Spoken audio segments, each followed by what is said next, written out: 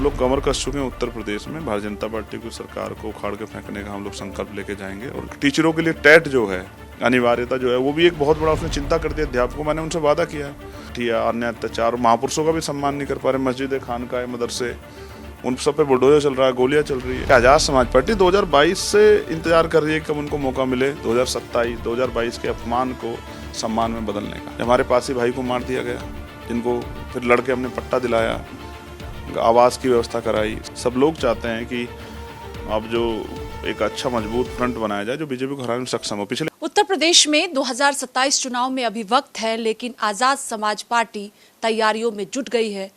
बहुत पहले ही प्रभारियों की पहली सूची जारी कर दी गई है। 45 प्रभारियों की पहली लिस्ट चंद्रशेखर आजाद, जो नगीना से सांसद हैं, आजाद समाज पार्टी के प्रमुख हैं, उन्होंने जारी की है। खुद बातचीत के लिए हमारे साथ मौजूद है।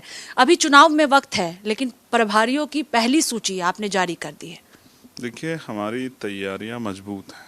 अब से 2 महीने पहले मैंने इंटरव्यू लिए थे, और जो जहां लगता है कि सीट हम लोग बहुत मजबूत लड़ सकते हैं और ये हमारे फेवर में आ सकती है, वहां हमने फर्स्ट फेज में किया। अभी तो 10 दिन बाद एक और लिस्ट जारी होगी। लगभग 250 सीटों का हमारा काम जो है वो पूरा हो गया है। बाकी पे इस महीने के अंत में, ये जो अगस्त है, लगभग हमारी 403 सीटों का डेटा हमारे पास होगा, और बूथ कमेटियों से लेकर सब चीज़ें और प्रत्याशियों के नाम, क्योंकि नीचे से ही होके आ रहे हैं सब फिल्टर। भाई, बूथ सेक्टर के लोग विधानसभा को दे रहे हैं, विधानसभा के लोग जिले को, जिले के लोग मंडल को, मंडल के लोगों ने प्रदेश में समीक्षा कराई थी प्रदेश कमेटी के साथ लखनऊ में 4 दिन चली वो, और उन्हीं के संस्तुति पे हम लोगों ने ये किया है। तो हर एक व्यक्ति जो कार्यकर्ता वो इंटैक्ट है, उनकी सहमति से हम लोग मौका दे रहे हैं। और मुझे भरोसा है कि जिस तरह की तैयारी, क्योंकि हम लोग तो 2022 के बाद चुनाव को उत्तर प्रदेश में देख ही रहे हैं ना, मौका इंतजार कर रहे हैं कि मौका आए तो हम लड़ें।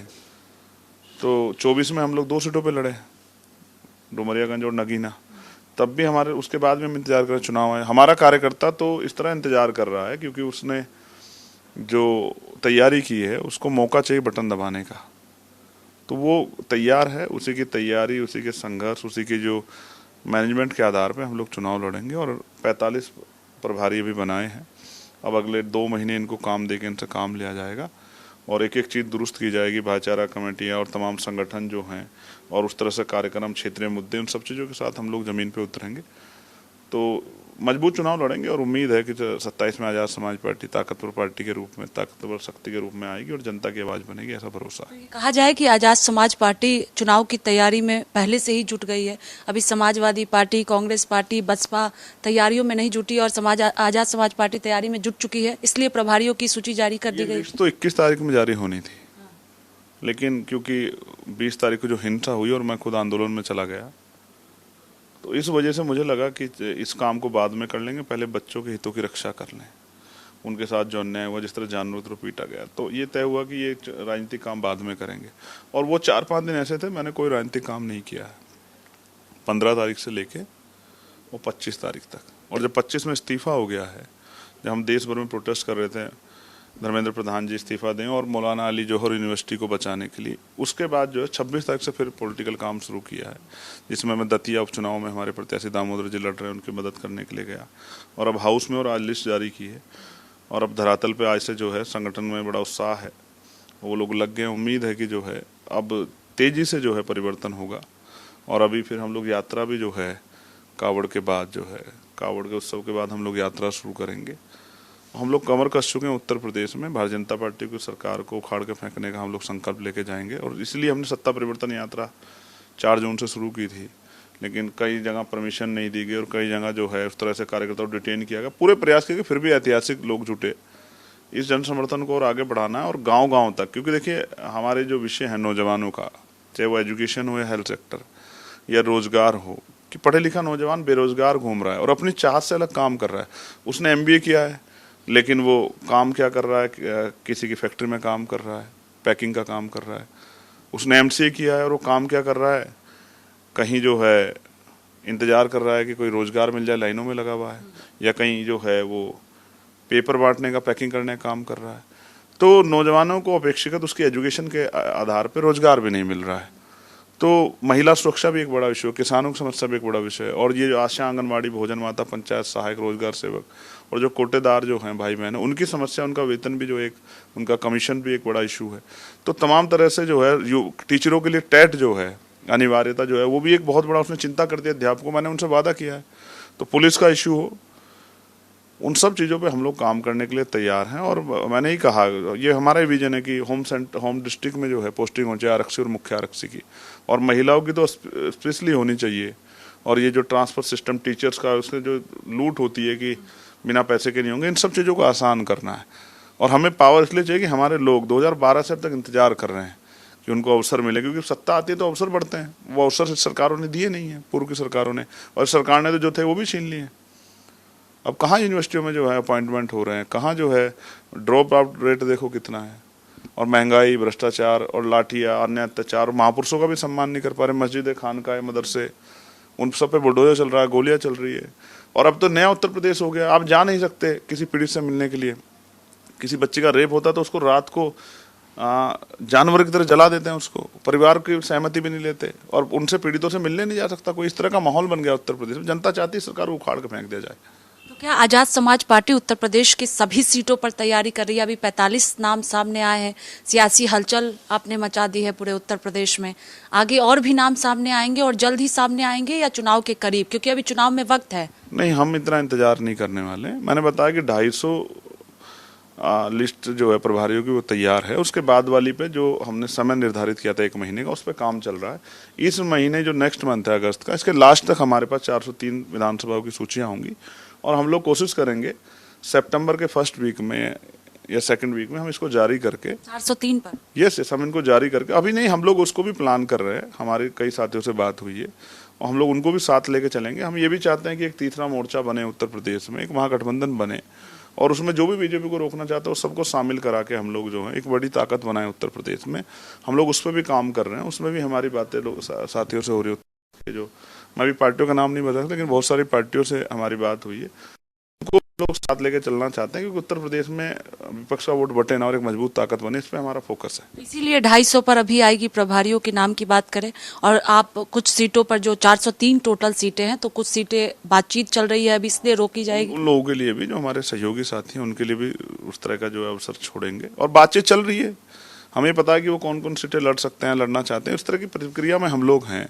लेकिन हमने पहले जो, क्योंकि जिनको अब 1 महीने में अगले अपने आप को साबित करना है, उनके लिए हमने वो प्रभारी बना के उनको काम दे दिया है कि वो तेजी से अपने काम को, संगठन विस्तार और सब चीज़ों को कर लें, अपने क्षेत्रीय मुद्दों को जोर शोर से उठाएं और जनता के बीच में रहें, और कार्यालय वगैरह अपना खोलकर काम करें। ये सब चीज़ें जो हैं, जो होनी चाहिए। बहुत सारी पार्टियां तो तब करेंगी, आप देख लेना, जब 10 दिन चुनाव के रह रहे होंगे, उनका प्रत्याशी का नहीं पता होगा, वो कैसे जाएंगे, लोगों में किस तरह से लोगों को तैयार करेंगे, किस तरह लोगों से कनेक्ट होंगे, उन पर तो बहुत सारी पार्टी संगठन भी नहीं है। तो हम तो अब पहले से मैदान में, क्योंकि हमारे प्रत्याशी भी तय हैं। यस, मैं आपसे फिर कह रहा हूँ कि आजाद समाज पार्टी 2022 से इंतजार कर रही है कब उनको मौका मिले 2022 के अपमान को सम्मान में बदलने का। एक मौका मिला था 24 में, उन्होंने करके दिखा दिया, नगीना और डुमरियागंज लड़के। अब उनके मन में विश्वास है कि जिसने भी जो है कमजोर समझ के हमें नकारा, उन सब लोगों को जो है ये बताना कि आजाद समाज पार्टी कमजोर नहीं हो, आजाद समाज पार्टी जनता के मुद्दों में साथ खड़ी है। तो क्या अलग फ्रंट बनाने की तैयारी चंद्रशेखर आजाद कर रहे हैं? समाजवादी पार्टी से कोई गठबंधन? वो भी आ जाएं, कौन ना कर रहा है हमारे फ्रंट में आके जुड़ के काम करे, कौन ना कर रहा है। मैं किसी को ना नहीं कर रहा, मैं और ना किसी की शक्ति को कम आंकना चाहता हूँ। हर व्यक्ति की शक्ति मजबूत है। आजाद समाज पार्टी धरातल मजबूत है। हमने 8 सभाएं की थी, 18 मंडलों में सम्मेलन किए थे, मुस्लिम समस्या और संवाद के नाम से लखनऊ में कार्यक्रम किया, पिछड़ा वर्ग आयोग के नाम से पिछड़ा वर्ग अधिकार सम्मेलन किया। लगातार जो है हम लोग काम कर रहे हैं, हर मुद्दे पर जाते हैं। किसान आंदोलन हो, महिला पहलवान आंदोलन हो, 69 शिक्षक भर्ती का आंदोलन हो, या अभी देखिए मौलाना अली जौहरी यूनिवर्सिटी टूट रही, तो पूरे प्रदेश में ज्ञापन दिया। और बच्चों के आंदोलन में आपने तो कवर किया, देखा भारत समाचार ने, लगातार हम लोग, हमारी टीम डटी रही।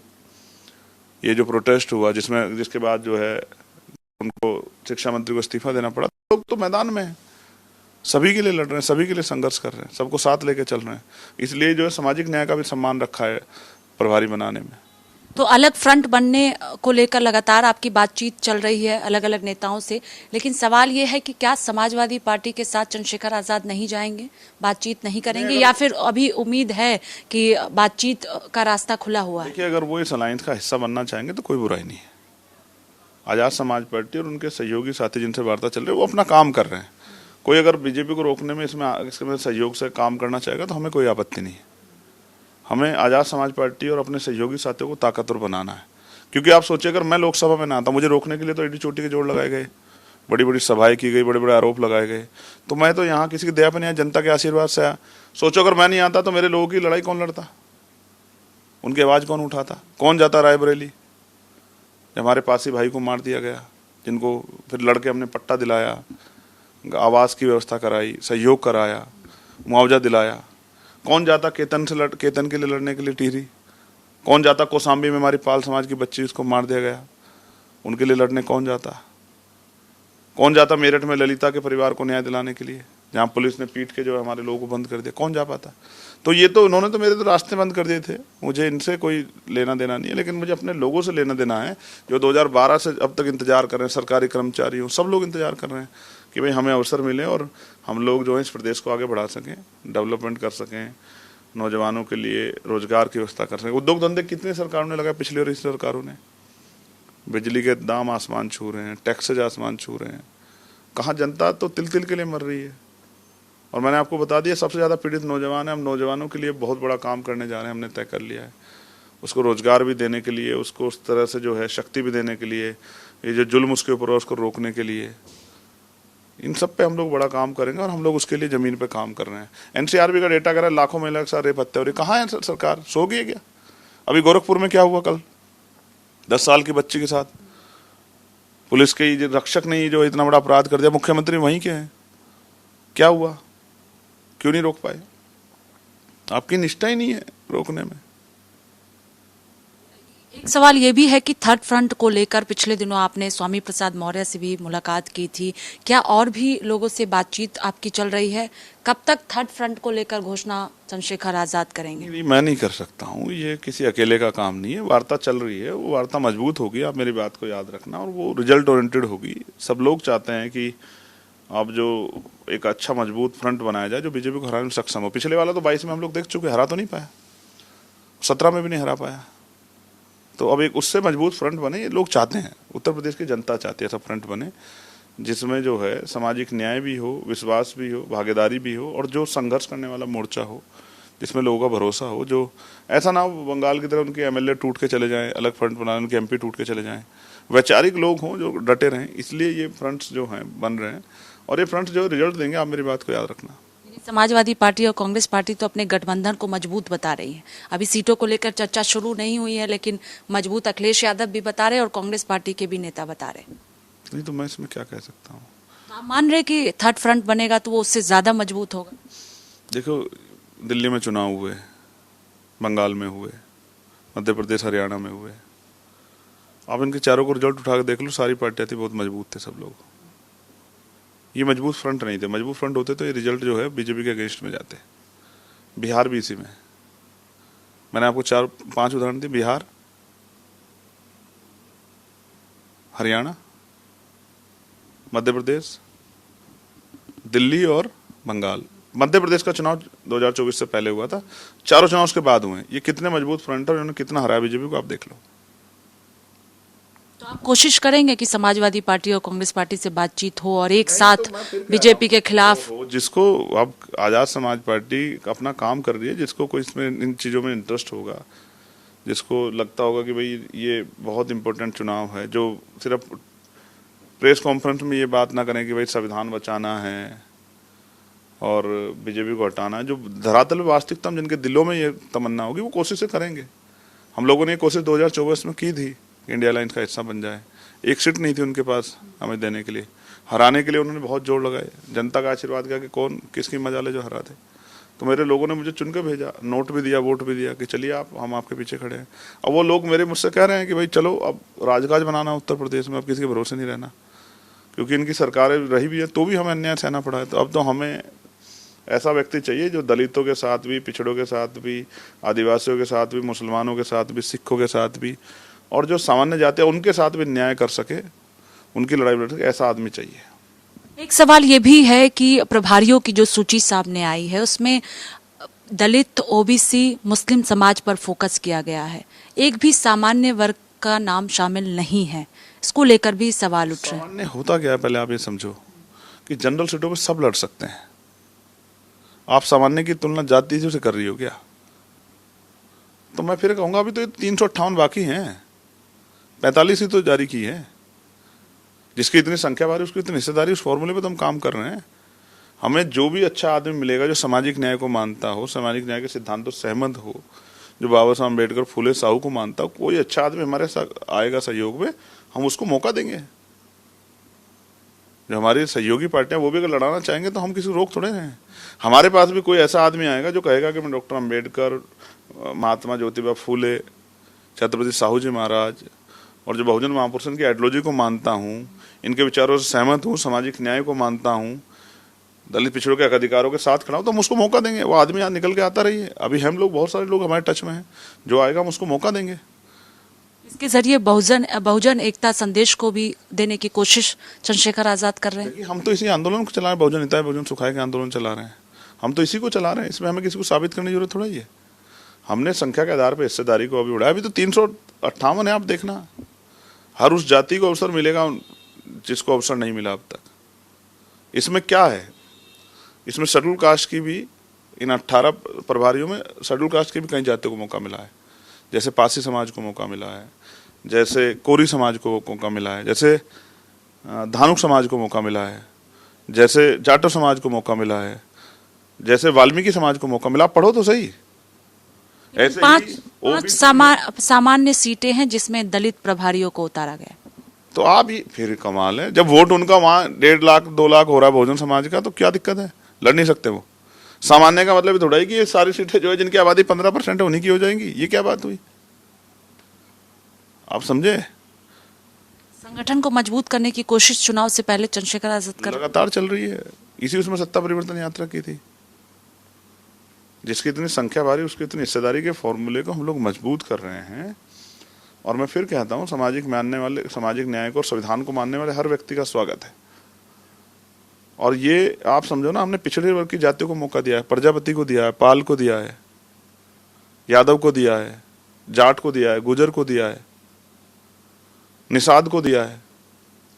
जिन जातियों को मौका नहीं मिला या जो कहती हैं कि हमें नहीं मिलता, उनको मौका दिया हमने। आप देखो तो पीडीए की काट निकाल रहे हैं क्या आप? हमें कहाँ वो काट निकाल ली? हम तो बहुजन आंदोलन चलाते हैं। और वो ऐसा नहीं है कि आज ये कह दिया, आज कह दिया। हम तो बहुजन समाज का आंदोलन चलाते हैं शुरू से। हम तो बहुजन समाज के लोगों को हक अधिकार, स्वाभिमान, सम्मान का जीवन दिलाना चाहते हैं। 10 मुस्लिम भाइयों को मौका दिया है। उसमें मुस्लिम भाइयों में भी कई जो हैं मुस्लिम समाज के, उन जातियों को अवसर दिया जिनको नहीं मिला था। सबको कोशिश किए संगठित करने की, एकजुट बना के आगे शक्ति बनाने की कोशिश की है। मजबूत कोशिश कामयाब होगी, मेरा भरोसा है।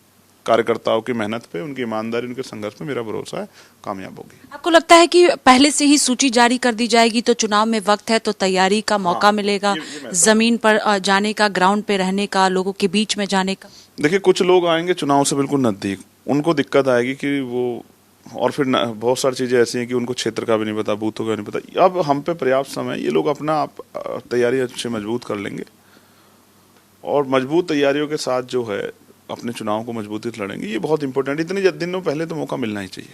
तो क्या उम्मीदवारों की भी सूची पहले आजाद समाज पार्टी जारी कर देगी, या जब बातचीत पूरी हो जाएगी थर्ड फ्रंट को लेकर उसके बाद जारी? फिर मैं कह रहा हूँ, वो काम हो रहा है, पार्टी के लोग अपना काम कर रहे हैं। मैं तो यहाँ बैठा हूँ आपके पास लोकसभा में, तो ऐसा नहीं उत्तर प्रदेश में काम नहीं हो रहा। उत्तर प्रदेश में तो आज भी काम चल रहा है। उत्तर प्रदेश में जहाँ जहाँ प्रभारी हुए उनको लोग धन्यवाद कर रहे हैं, उनका स्वागत कर रहे हैं। तो जब थोड़ा कि मैं वहाँ हूँ, तो पार्टी अपना अलायंस लेकर सारे काम कर रही है और मैं अपना काम कर रहा हूँ। लेकिन सवाल ये है, जो आपके कार्यकर्ता हैं, जो लोग हैं, ये जानना चाहते हैं, चूंकि प्रभारियों की सूची बहुत पहले जारी कर दी गई है, तो क्या उम्मीदवारों की भी सूची पहले जारी कर दी जाएगी जिससे वक्त रहेगा? उनके लिए भारत समाचार पे नहीं इंतजार कर रहे हैं वो। उनका तो कार्यकर्ताओं से तो रोज चर्चा होती है ना। बहुत सारे प्लेटफॉर्म्स हैं, संगठन से चर्चा रोज होती है, उनसे नहीं चर्चा होगी तो मालिक हैं, ये उन्हीं का आंदोलन है, उनसे तो चर्चा होगी भाई, तो उनसे तो हो रही है, तो उनको किसी मीडिया के चैनल की इंतजार नहीं है। मीडिया पे तो जो मैं कह रहा हूँ उसको तो वो सुन रहे हैं, लेकिन उससे पहले जो मैं उनको प्रत्यक्ष रूप से कह रहा हूँ वो तो उनको पता है, उनको इंतजार थोड़ा ही कर रहे हैं कि भाई कोई प्रभारी आएगा, वो तो अपना काम कर रहे हैं, जो प्रभारी आ जाए उसको चुनाव लड़ाएंगे, वो तो उनको तो अपनी ताकत बनानी है, वो नहीं अपनी बहनों की लाशों को हाथ में उठाना चाहते, वो नहीं अपने कर्मचारियों को अपमानित होने देना चाहते, वो नहीं चाहते जगह जगह उनको जाति धर्म के नाम पे मारा जाए, मार के लटकाया जाए, जगह जगह बाबा साहब, जैसे क्या हुआ देवरिया में बाबा साहब की मूर्ति और किस तरह महिलाओं को पीटा, दिखने पुलिस पत्थर फेंक रही है, वो नहीं चाहता, वो इनसे तंग आ गया, ऊब गया है, वो सरकारी नौकरियां खत्म हो रही है, आरक्षण खत्म हो रहा है, निजीकरण हो रहा है, NFS हो रहा है, वो इनसे परेशान हो गया, उसको वो कह रहा है कि नहीं भाई अब नहीं, बस उनको पता है UGC पे कौन खड़ा था, तो वो कह रहे हैं कि भाई आप जिसको भेज दोगे उसको जिता के भेजेंगे, हम अपना काम करें, आप किसी को भेज दो, हम बूथ सेक्टर मजबूत करके बैठे हैं, भेजो और हम उसको तैयार करके जिता के विधानसभा भेजेंगे, बस आप आदमी मजबूत देना जो डिगे ना। तो हम अपना काम कर रहे हैं, वो अपना काम कर रहे हैं। सवाल ये है कि प्रभारियों की सूची आ गई है, इंतजार करना होगा उम्मीदवारों की सूची के लिए। जवाब ये है कि आज़ाद समाज पार्टी की तैयारी मजबूत है और बाकी पार्टी का जो आदेश होगा वो समय समय पर आपके बीच में रखा जाएगा। बहुत शुक्रिया बातचीत के लिए। कैमरा पर्सन सचिन के साथ स्वाति पाठक, भारत समाचार, दिल्ली।